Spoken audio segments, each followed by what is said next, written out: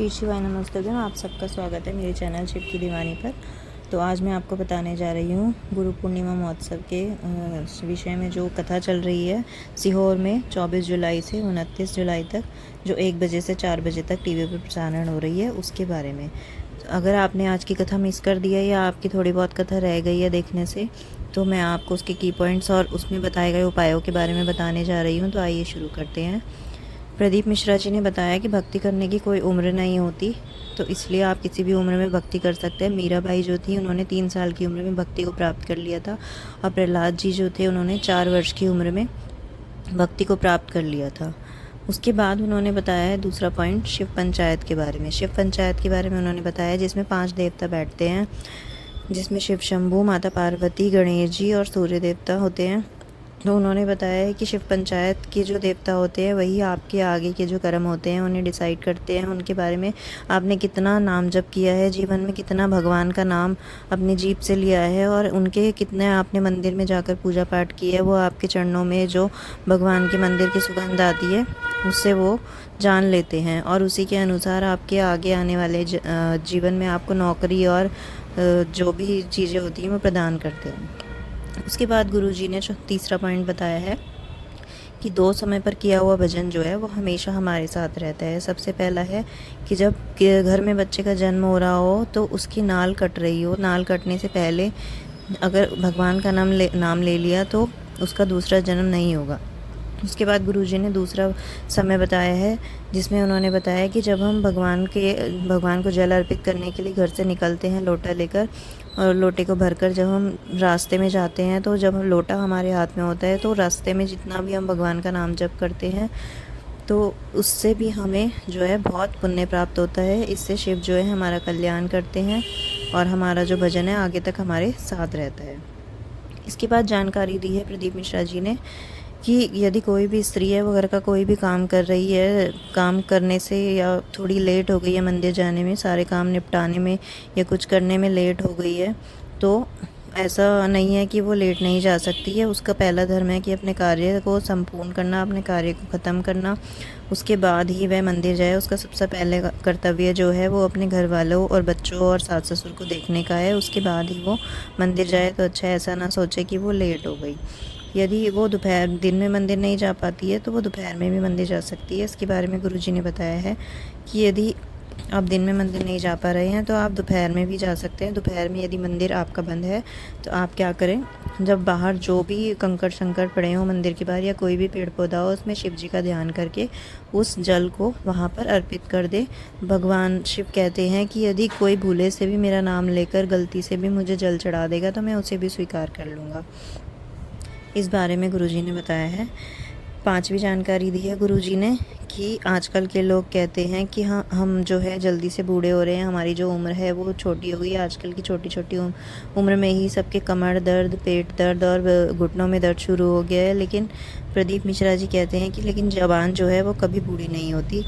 जैसे जैसे उम्र बढ़ती है, जैसे जैसे बहुएँ आती हैं, तो सासों की जवान भी और ज़्यादा चलने लग जाती है। जैसे जैसे बहुओं की जवानी बढ़ती है वैसे वैसे सासों की जवान बढ़ती जाती है। इस प्रकार गुरुजी ने बताया है। इसके बाद गुरुजी ने एक उपाय बताया। कथा में जो उपाय बताया है वो सावन की अष्टमी का उपाय है, मनोकामना पूर्ति के लिए उपाय है। उसे आप अपनी कोई भी मनोकामना है, चाहे नौकरी से रिलेटेड हो, चाहे बच्चे से रिलेटेड हो, या किसी भी वस्तु से, किसी भी व्यापार से रिलेटेड हो, आप उसे पूरा कर सकते हैं। तो वो उपाय आपको कब करना है, आप सावन की किसी भी अष्टमी पर कर सकते हैं, चाहे वो शुक्ल पक्ष के में आती हो या कृष्ण पक्ष की। उसमें आपको क्या करना है, आपको 2 दिए लेकर जाने हैं मंदिर, एक गोल बाती का, एक लंबी बाती का। लंबी बाती का जो दीपक है वो माता रानी के लिए होता है, गोल बाती का जो दीपक है वो शंकर भगवान के लिए होता है। आपको दोनों दीपक जो है भगवान के आगे शिवलिंग के पास प्रज्वलित कर देने हैं। उसके बाद आपको अपनी मनोकामना मांगनी है, और ये उपाय आप दोनों अष्टमी में से भी किसी भी अष्टमी को कर सकते हैं, चाहे तो शुक्ल पक्ष की अष्टमी हो या कृष्ण पक्ष की अष्टमी हो, किसी भी दिन आप ये उपाय कर सकते हैं। इससे आपकी जो भी मनोकामना होगी वो सावन में पूरी हो जाएगी। तो इस उपाय को ज़रूर कीजिए। इसके बाद जानकारी दी है गुरुजी ने कि आज के समय में तो कोई भी गुरु मंत्र मांगने को आ जाता है कि गुरुजी गुरु मंत्र दे दीजिए, गुरु मंत्र दे दीजिए, लेकिन हर किसी को गुरु मंत्र नहीं दिया जा सकता। क्योंकि हर कोई गुरु मंत्र लेने के काबिल नहीं होता। हम तो गुरु मंत्र दे देंगे लेकिन आप उसको नहीं भजोगे। और गुरुजी ने बताया कि आजकल गुरु मंत्र भज करने के लिए एक उंगली में पहनने वाली घड़ी भी आ गई है, जिससे गिनते जाते हैं कि कितनी माला फेरी गई हैं। गुरुजी ने कहा कि अब माला जो है वो फेर कर ना गिन कर ना करें, वो तो अपने दिल से श्रद्धा से करते जाएं जितनी आप कर रहे हैं। इसके बाद बीच में ममता आई हैं दिल्ली से, जिनकी 12 साल के बाद पुत्र की प्राप्ति हुई है। उन्होंने दिल्ली में बुराड़ी की कथा सुनी थी, जो 3 दिन ही हो पाई थी। उन्होंने 3 दिन की कथा सुनी, तो इसके थ्रू गुरुजी बताना चाहते हैं कि गुरुजी की कथा जो है पूरी नहीं हो पाई थी। तो किसी ने उनसे, ममता से कहा कि आपकी जो कथा है वो पूरी नहीं सुनी है तो आपकी मनोकामना भी पूरी नहीं होगी। पर ममता के मन में ऐसा नहीं था। उन्होंने सोचा कि गुरुजी की कथा के 5 मिनट भी मिल जाएं तो वो भी काफ़ी हैं। तो उन्होंने 3 दिन की कथा सुन ली और उनकी जो है मनोकामना पूरी हो गई, इसलिए उनको बेटा प्राप्त हो गया। अगली जानकारी दी है गुरुजी ने कि हर किसी को गुरु मंत्र नहीं दें, उससे बढ़िया है आप माता पिता की सेवा कर लें, तो भी आपको गुरु मंत्र जपने के बराबर पुण्य फल प्राप्त हो जाता है। अगली जानकारी दी है गुरुजी ने कि सावन के महीने में कई लोग सोचते हैं कि हम ये चढ़ा दें, हम वो चढ़ा दें, हम 108 बेलपत्र चढ़ा दें, हम 1.25 लाख बेलपत्र चढ़ा दें। लेकिन उनका मानना है कि सावन के महीने में यदि कोई एक चावल का दाना दिल से चढ़ाए तो वो भी 1000 चावल के दाने के बराबर होता है। यदि कोई दिल से एक बेलपत्र चढ़ा दे तो वो भी 1000 बेलपत्र के बराबर होता है।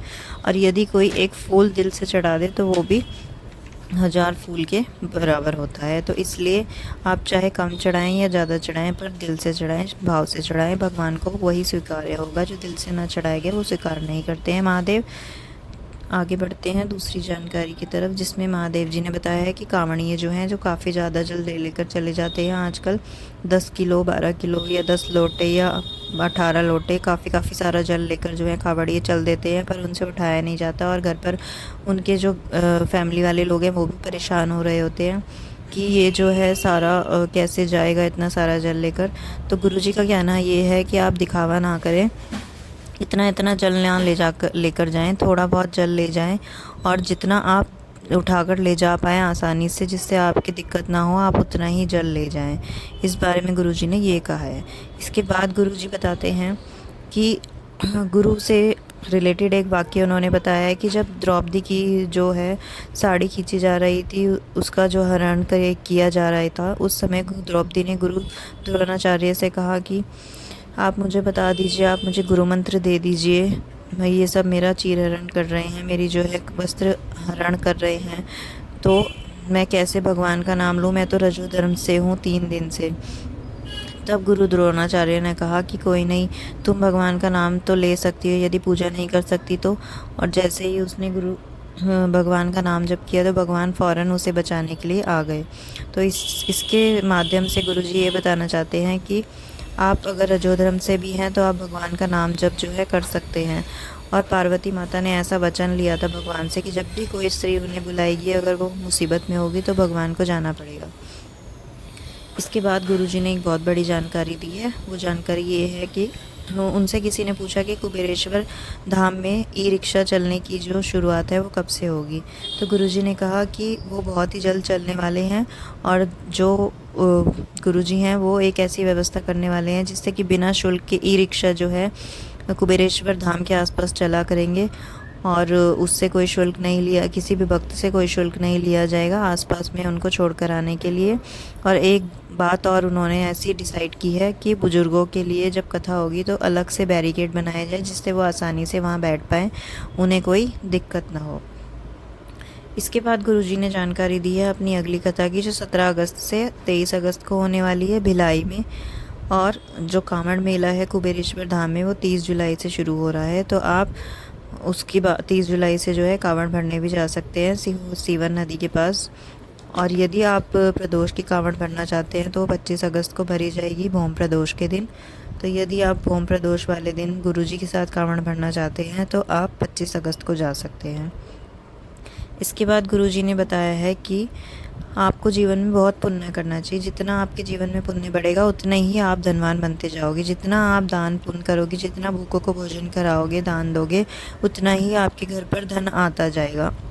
पर गुरुजी ने कहा है कि धनवान होने के साथ साथ आपको ये भी ध्यान रखना है कि जो धन आपके पास आएगा उस धन को आपको दान भी करते रहना है। यदि आप उस धन को दान नहीं करेंगे तो वैसे ही वो व्यर्थ होता जाएगा, इसलिए आपको उस धन का भी ध्यान रखना है। इसके बाद गुरु